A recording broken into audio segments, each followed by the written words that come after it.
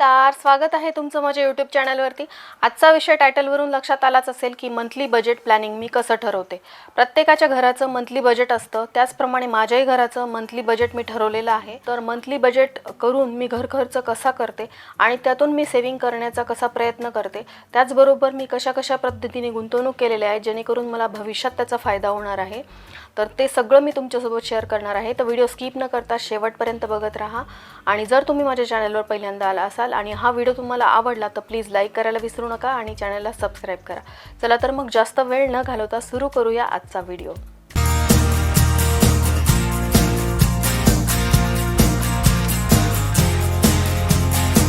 तर हे आहे माझं मंथली बजेट। तर ही सगळी लिस्ट मी लिहून ठेवलेली आहे। यामध्ये किराणा, दूध, मावशी, इलेक्ट्रिसिटी, गॅस, भाजीपाला व फळं, सोसायटीचा मेंटेनन्स, पेट्रोल, फोन व इंटरनेटचं बिल, त्यानंतर टीव्हीला रिचार्ज करतो ते, आणि एक्स्ट्रा यामध्ये मी 1200 रुपये ठेवत असते। त्यानंतर इमर्जन्सीसाठी 3000 रुपये। तर हा सगळा माझा मंथली बजेटचा टोटल खर्च आहे। तर यामध्ये तुम्ही बघू शकता किराणा जो आहे तो मला 5000 रुपयाचा लागतो। तर किराणा सामानाची यादी मी कशी बनवते आणि किराणा सामान मी कसं भरते यावरती मी एक स्पेशल व्हिडिओ बनवलेला आहे। तुम्ही चेक केला नसेल तर त्याची लिंक मी तुम्हाला डिस्क्रिप्शन बॉक्समध्ये देईल, तुम्ही चेक करू शकता। त्यानंतर दुधाचे 3000 रुपये, कारण दूध जे आहे ते मी 2 लिटर घेत असते, कारण माझी मुलं आहेत। त्यानंतर मी घरी दही लावते, साय काढून मी तूप देखील घरीच बनवते। त्यानंतर कधी खीर बनवायची असते, कधी बासुंदी बनते, तर या सगळ्या गोष्टींसाठी मला दूध जास्त लागतं। त्यामुळे दुधाचे मी 3000 रुपये लिहून ठेवलेले आहेत। आणि त्याचबरोबर तुम्ही बघितलं असेल की मी पनीरसुद्धा बनवते कधी कधी। दूध जर उरलं तर मग मी पनीर देखील मी घरीच बनवते, त्यामुळे मला दूध हे एवढं लागतंच। त्यानंतर मग मावशी, तर माझ्याकडे हाऊस हेल्पर आहे। घर खूप मोठं असल्यामुळे सगळ्या गोष्टी मला एकटीकडून मॅनेज होत नाही, म्हणून झाडू, फरशी, भांडे आणि मागच्या अंगणाची साफसफाईसाठी मावशी लावलेली आहे। पुढचं अंगण जे आहे ते मी मेंटेन करते, जसं तुम्ही माझ्या प्रत्येक ब्लॉगमध्ये बघितलं असेल। त्यामुळे मावशीचे हे 2000 रुपये मी मंथली बजेटमध्ये लिहून ठेवलेले आहेत।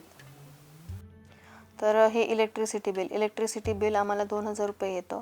लॉकडाऊनमध्ये यापेक्षा जास्त यायचं, कारण कंटिन्युअस मुलांचा कम्प्युटर आणि लॅपटॉप सुरू असायचा, त्यामुळे इलेक्ट्रिसिटी बिल जे आहे ते यापेक्षा जास्त यायचं। एवढं बिल आम्हाला येतंच, कारण मग माझ्याकडे बोर पण आहे आणि सोसायटीचं जे पाणी येतं ते मोटर लावून वरती चढवावं लागतं। त्यानंतर वॉशिंग मशीनमुळे येतं, टी व्ही सुरू असतो, फ्रीज असतं, तर इलेक्ट्रॉनिक्सच्या बऱ्याचशा वस्तू आपण यूज करतो, त्यामुळे एवढं बिल आम्हाला येतंच। त्यामुळे हे इलेक्ट्रिसिटीचं बिल जे आहे ते मी एवढं लिहून ठेवलेलं आहे। त्यानंतर गॅस जो आहे तो काही फिक्स असे अमाऊंट नसते गॅसची, ती कमी जास्त होत राहते, त्यामुळे मी गॅसची 1000 रुपये अशी एक अमाऊंट लिहून ठेवलेली आहे। त्यानंतर भाजीपाला व फळांसाठी मी 3000 रुपये लिहून ठेवलेले आहेत, कारण भाजीपाला आणि फळांच्या प्राईस पण कमी जास्त होत असतात। सोसायटीचं मेंटेनन्स मी 1000 रुपये लिहून ठेवले। पेट्रोल जे आहे ते 2000 रुपयाचं लागतं। मिस्टरांचं ऑफिस जे आहे ते खूप जवळ आहे, त्यामुळे बिल आम्हाला खूप कमी येतं पेट्रोलचं। पण कधी कुठे जायचं असेल मार्केटला वगैरे तर एवढं जे पेट्रोलचा खर्च आहे तो आम्ही साईडला काढून ठेवत असतो। यामध्ये आम्ही कधीतरी सेव्हिंग पण करतो। त्यानंतर फोन व इंटरनेटचं बिल जे आहे ते कंपल्सरी 1500 रुपये आम्हाला येतंच। आणि टी व्हीचा रिचार्ज जो आहे तो 300 रुपये, कारण खूप कमी चॅनल्स मी बघते, फक्त मराठी आणि न्यूज चॅनल आम्ही रिचार्ज करतो। त्यानंतर एक्स्ट्रामध्ये मी 1200 रुपये लिहिले, त्यामध्ये माझी क्रीम असेल, पार्लरचा खर्च असेल किंवा इतर काही खर्च असतील तर त्यासाठी एक्स्ट्राचे 1200 रुपये मी लिहिलेले आहेत। आणि इमर्जन्सीसाठी मी 3000 रुपये, मग यामध्ये लग्न कार्य, कधी ट्रॅव्हलिंग, अचानक येणारा मेडिकलचा खर्च, त्यासाठी मी इमर्जन्सीसाठी 3000 रुपये लिहिलेले आहेत। तर असा टोटल खर्च जो आहे तो महिन्याचा मला 25000 रुपये येतो। मग माझं टोटल बजेट जे आहे ते 25000 रुपये आहे। तर हे 25000 रुपये मी माझ्याकडे घेऊन ठेवत असते। मग यामध्ये जे उरतील त्यामध्ये मी सेव्हिंग करते, आणि जी सेव्हिंग करेल तो खर्च मग मी स्वतःसाठी करते। मग यामध्ये काही ऑनलाईन शॉपिंग असेल, घरासाठी लागणाऱ्या वस्तू असतील, मुलांसाठी काही इमर्जन्सीचे कपडे लागत असतील किंवा काही गोष्टी असतील त्या विकत घ्यायच्या असतील, तर या सगळ्या खर्चातून जर काही पैसे उरले तर त्यातून मग मी घरासाठी लागणाऱ्या गोष्टी विकत घेत असते। किंवा मग कधी कधी असं होतं की काही मागवायची गरजच नाही पडत, पण असं खूप रेअरली होतं। जनरली आपल्याला महिन्याला काही ना काहीतरी लागतंच, तर ते मागवण्यासाठी हे एक्स्ट्राचे 1200 रुपये आणि यातून उरणारे काही पैसे, जसं की गॅसच्या किमती कमी झाल्या किंवा इलेक्ट्रिसिटी बिल कमी आलं तर पैसे उरतात, तर ते मी वापरत असते। तर हे आहे माझं मंथली बजेट महिन्याचं। तर यामध्ये 25000 रुपये टोटल मला लागतात। तर हे जे मंथली बजेट आहे हे माझ्या फॅमिली साईजच्या अकॉर्डिंग आणि माझ्या मिस्टरांच्या सॅलरीच्या नुसार आहे. प्रत्येकाचं मंथली बजेट जे आहे ते वेगवेगळं असू शकतं. तर ह्या सगळ्या अमाऊंटमधून काही अमाऊंट उरेल असं नाही, बऱ्याचशा अमाऊंट ज्या आहेत त्या फिक्स आहेत. पण एक अमाऊंट अशी आहे जी खूप रेअरली यूज होते, जी की आहे इमर्जन्सी. 3,000 रुपये हे इमर्जन्सीसाठी खर्च होतील असं नाही, ते बऱ्याच वेळा शिल्लक पण राहतात. कारण ट्रॅव्हलिंग केली नाही किंवा कुठलाही मेडिकल खर्च आला नाही तर हे 3,000 रुपये जे आहेत ते सेव्ह होतात. आणि नेक्स्ट मंथमध्ये जेव्हा माझ्याकडे 25,000 रुपये येतात तेव्हा त्यात जर मी 3,000 रुपये ॲड केले तर माझ्याकडे टोटल 28,000 रुपये उरतात. आणि या 28,000मधून मग मी 6,000 रुपये माझा इमर्जन्सीचा खर्च बाजूला काढला तर पुढच्या महिन्यामध्ये माझ्याकडे 6,000 रुपये ही सेविंग होते. आणि मग या सेविंगचं मी काही करू शकते. मग जसं की मी छोटीशी ट्रिप अरेंज करू शकते, एखाद्या छोट्याशा गावाला जाऊन यायचं असेल तर ती ट्रिप मी अरेंज करू शकते, किंवा मग ऑनलाईन शॉपिंगमध्ये मला काही खर्च करायचे असतील तर ते करू शकते. त्यानंतरचा सगळ्यात मोठा खर्च म्हणजे EMI. आमचं घर जे आहे ते आम्ही लोन करून घेतलेलं आहे. डाऊन पेमेंट आणि अर्धी रक्कम जी आहे ती कॅशमध्ये दिली होती. त्यानंतर थोडंसं लोन आम्ही केलेलं आहे, तर त्याचा EMI आमच्या पगारातून जातो. तर थोडासा EMI बाकी आहे. 10 वर्ष या घराला झालेली आहे, तर थोडासा EMI बाकी आहे. तर तो जेव्हा बंद होईल तर ती EMIची रक्कम देखील आमची सेविंग असणार आहे. त्यानंतर मुलांची स्कूल फीज जी आहे ती क्वार्टरली कट होते, म्हणजे 3 महिन्याला किंवा वर्षाची एकदाच भरतो आम्ही. त्यामुळे मग हे जे 2 गोष्टी आहेत ते मिस्टर भरतात, पगारातून डायरेक्ट त्या कट होतात किंवा ऑनलाईन ते ट्रान्सफर करून पे करतात. त्यानंतर सगळ्यात इम्पॉर्टंट गोष्ट म्हणजे सेविंग.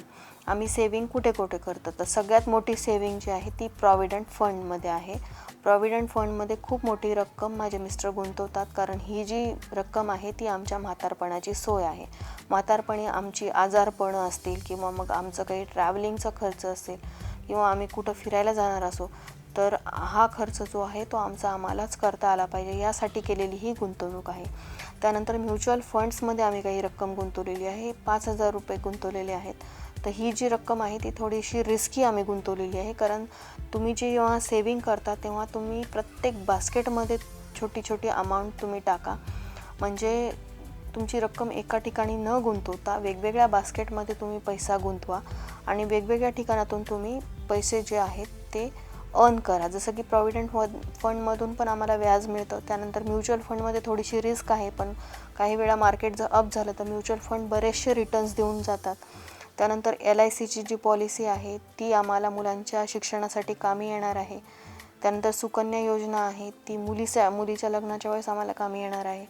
तर प्रॉव्हिडंट फंड जे आहे ते आमच्या म्हातारपणाची सोय आहे. त्यानंतर LIC सुकन्या योजना मुलांसाठी फिक्स डिपॉझिट पण आम्ही करून ठेवलेलं आहे. माझे सासू सासरे आहेत, तर त्यांच्या आजारपणासाठी आम्ही ही एक अमाऊंट वेगळी काढून ठेवत असतो, तर ही एक अमाऊंट आम्ही काढून ठेवलेली आहे. त्यानंतर गोल्ड पिशी जी असते ती देखील आम्ही सुरू केलेली आहे, कारण यामधून पण आपल्याला बरेच छान असे रिटर्न्स मिळतात. कारण गोल्डच्या ज्या किमती आहेत त्या कमी अधिक होत असतात, जास्त करून तर वाढतातच. गोल्डच्या किमती आपण बघतोय आता वाढतच आहेत.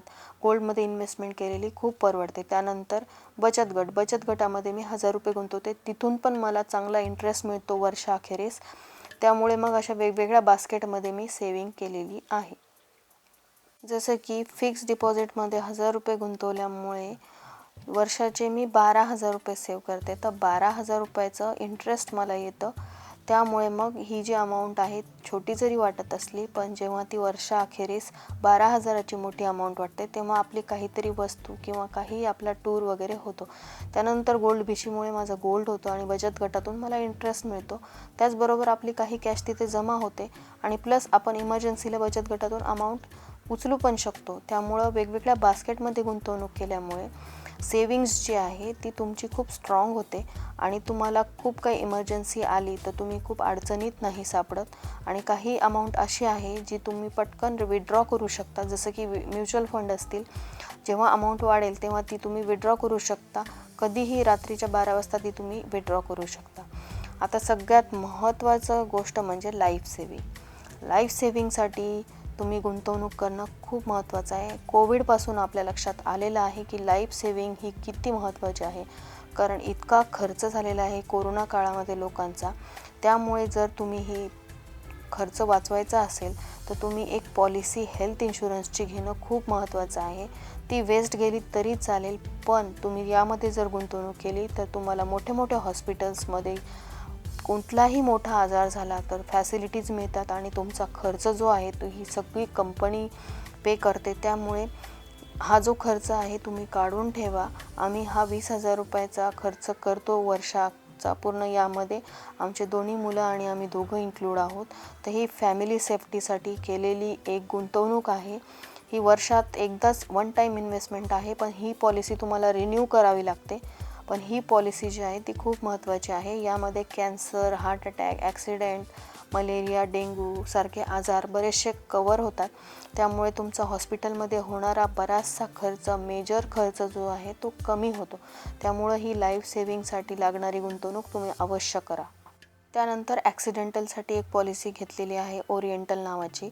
तसं तर LIC आपल्याला आपली लाईफ इन्शुरन्स पॉलिसी असते ती, त्याच्यातून पण आपल्याला ॲक्सिडेंटल बेनिफिट्स मिळत असतात.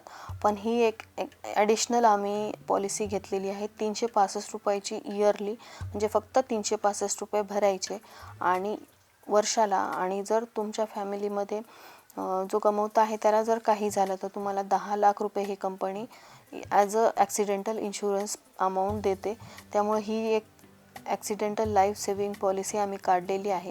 तर ह्या 2 आम्ही पॉलिसी आमच्या लाईफ सेविंगसाठी गुंतवणूक केलेली आहे, मुलांच्या भविष्यासाठी आणि फॅमिली सेफ्टीसाठी. तर सगळा खर्च करून जी रक्कम उरते सॅलरीमध्ये ती आम्ही सॅलरी अकाउंटलाच ठेवतो. कारण आमचा गव्हर्मेंट जॉब आहे आणि सॅलरीची डेट फिक्स नसते. कधी कधी 2-2 महिने सॅलरी होत नाही. त्यामुळे मग खर्च कसा भागवायचा, तर त्यासाठी ॲडव्हान्समध्ये 1 महिना ॲडव्हान्समध्ये पगार जो आहे तो अकाउंटला असला पाहिजे, म्हणून आम्ही ही जी सॅलरी आहे ॲज इट इज अकाउंटला ठेवतो. त्यामुळे आम्हाला पुढच्या महिन्याची चिंता राहत नाही. आणि सगळ्यात महत्त्वाचं म्हणजे जर तुम्ही नवीन जॉबला लागलेले असाल किंवा तुमचं नवीन लग्न झालेलं असेल तर सॅलरीचा 70% भाग सेव्ह करण्याचा प्रयत्न करा, ज्याचा फायदा तुम्हाला भविष्यात होणार आहे.